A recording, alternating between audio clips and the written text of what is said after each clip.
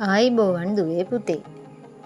අද අපි එක ශ්‍රේණියට අදාළ මධ්‍ය අක්ෂර සහ ග අකුර ඉගෙන ගනිමු. නිල් රූල් 3 මැද පමණක් ලියන අක්ෂර මධ්‍ය අක්ෂර 9 වෙනවා. එක ශ්‍රේණියේදී මධ්‍ය අක්ෂර 9ක් පුංචි දූල පුතාලා ඉගෙන ගන්නවා.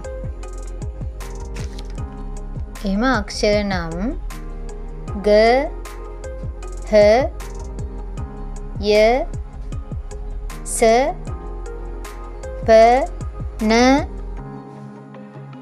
ත, ක, සංඥක ග.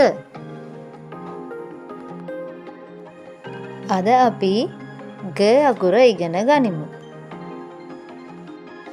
පුංචි දුවේ පුතේ, පස් රූල මත මධ්‍ය අක්ෂර ලිවීමේදී පහත ආකාරයට නිල් රූල් 3 පමණක් ස්පර්ශ වෙන ආකාරයට ග අකුර ලියන්න ඕන.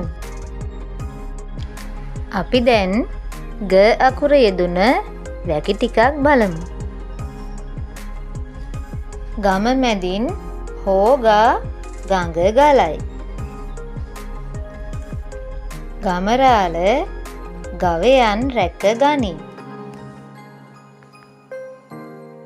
ගස්ලබු ගසේ ගෙඩි ගණන් කරමු. ගවුම ඇඳන් ගායිකාව ගී ගයයි.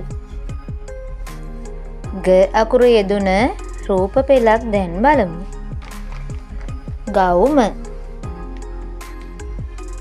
ගස,